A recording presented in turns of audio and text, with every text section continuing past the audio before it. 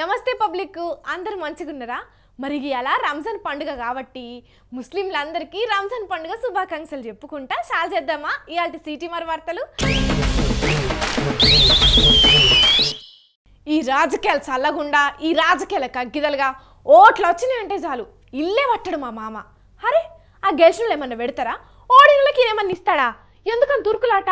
ఎప్పుడు ఇంట్లోనే ఉంటలేడు, మళ్ళీ అలా ఏడుకో పోయిండు కదా.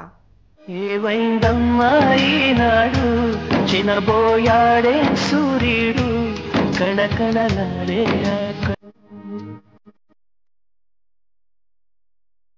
అగో మా మామ కోసం చూస్తుంటే పవన్ సార్ కానొచ్చిండు. ఏదో బాధపడుతున్నట్టున్నాడు కదా సారు. మొత్తం నువ్వే చేసావు చంద్రబాబు, మొత్తం నువ్వే చేసావు. ఇది నువ్వు జైల్లో ఉన్నావు కదా, నిన్ను పరామర్శించడానికి వచ్చాను. నువ్వేం చేసావు? పెద్ద పెద్ద ఇంజక్షన్లు నాకు ఇచ్చి నీ వైపు నన్ను తిప్పుకొని పార్టీలో నీతో పొత్తుకు కలిసేలా చేసావు. మొత్తం నువ్వే చేసావు. అరే చంద్రబాబు సార్ ఏం చేసిండు? పవన్ ఎంతో బాగానే బాధపడుతున్నాడు కదా.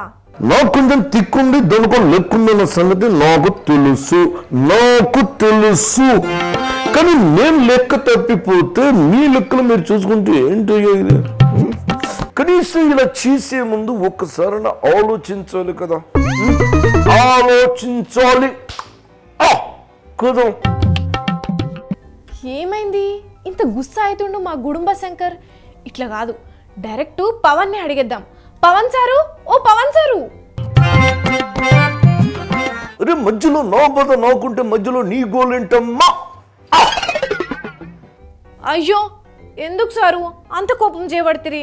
నేను కూడా ఓ వీర మహిళనే అనుకుని మాట్లాడరాదు? ఇప్పుడు ఆ వీర మహిళలు నన్ను ఏమంటారు అనేది నాకు అర్థం అవట్లేదు.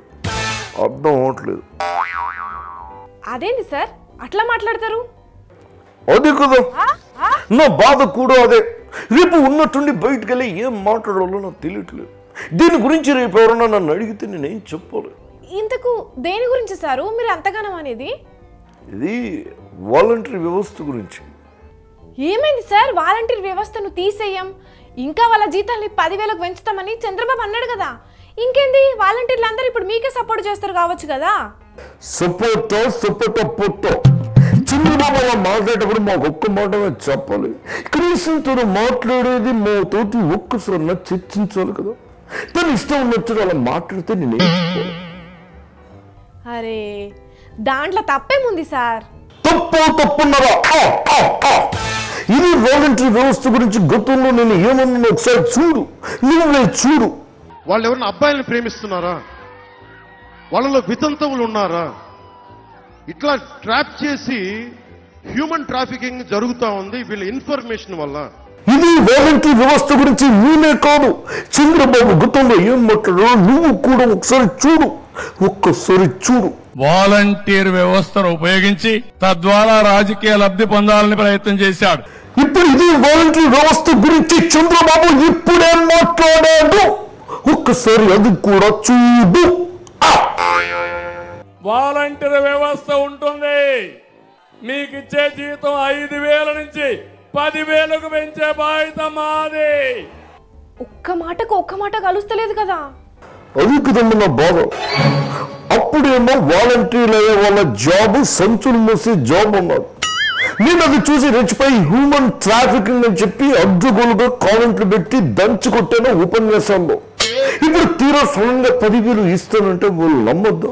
అసలు ఎవరైనా నమ్ముతారా? మాకు ఒక సిద్ధాంతం ఉందని, మా పార్టీ ఒక స్టాండ్ మీద ఉందని ఎవరైనా అనుకుంటారా? అవునవును, మాట మాట్లాడితే దాని మీద నిల్చోవాలే. అదే కదా మన బాధ. నేను చెప్పేది కూడా అదే. అసలు చంద్రబాబు ఇలా అనకపోయింటే, సడన్ గా 10,000 ఇస్తాను వాలంటీర్లు కనకపోయింటే ఈ గొడవ వచ్చి ఉండేది. ఈ వైసీపీ లీడర్లు ఇప్పుడు ఇదే మాటను పట్టుకుని మాట్లాడుతున్నారు. వారికి నేనేం సమాధానం చెప్పాలి? రేపు జనంలోకి నేను వెళ్ళి ఏం మాట్లాడాలి? మీ జుట్టు మీరే వాళ్ళ చేతులకు ఇస్తున్నట్టున్నారు కదా. ఇంకొక విషయం చెప్పాను, ఈ జీసీ కూడా ఇప్పుడు ఉన్నట్టుండి వాలంటరీ వ్యవస్థ బాగుంది అని చెప్పి అతను చెప్తున్నాడు. ఇప్పుడు వీటన్నిటికీ నేను ఎలా సమాధానం చెప్పాలి? ఏ నోటితోడైతే వాలంటీర్ల వ్యవస్థ బాగోలేదని అన్న నేను ఇప్పుడు ఆ వాలంటీర్లకి సపోర్ట్ చేయాలా? అందుకే పొత్తులో కాకుండా ఒంటరిగా పోతే ఈ చిక్కులన్నీ ఉండు నా పవన్ సారు. ఇవన్నీ నాకు తెలిసి నేను ఒంటరిగా పోవాలని అనుకున్నాను చాలాసార్లు. కానీ ఒంటరిగా పోతే నా బలం ఏంటో నాకు తెలుసు. మరి ఏం చేద్దాం అనుకుంటున్నారు ఇప్పుడు? ప్రస్తుతానికైతే బాధపడదామని అనుకుంటున్నా. అయ్యో బాధపడకుండ్రి సార్. రాజకీయం అంటే మన వ్యూహాలు ఎట్లుంటున్నాయి అనేది ముఖ్యం కాదు, ప్రత్యర్థుల వ్యూహాలు ఎట్లుంటున్నాయి అనేది కూడా ముఖ్యమే. అది పసిగట్టి ముందుకు సాగకపోతే ఇట్లనే ఇరుక్కుంటారు. ముఖ్యంగా ఏం జరిగినా మంచిదే కానీ మాట జరిగితే వెనక్కి తీసుకోవడం కష్టం. అదే అయింది మా పవన్ సార్కు. అన్నట్టు సార్ కలవక కలిసిండ్రు, ఒక సెల్ఫీ ఇస్తారా ప్లీజ్?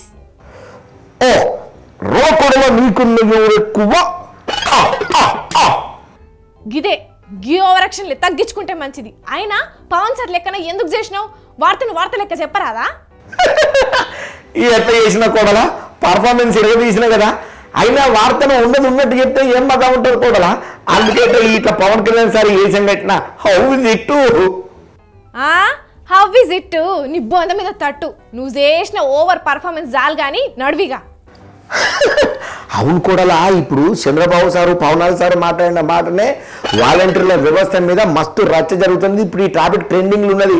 ఆ ముచ్చట నీకు ఈ విధంగా చేద్దామని ఈ వేషం కట్టిన. మంచిగా చేసిన తీ. అయినా ఏ మాట కామాటే మామ. పవన్ సార్కి ఇప్పుడు ఏం మాట్లాడాలనో అర్థం కాని పరిస్థితిని బాబు సార్ తీసుకొచ్చిండు.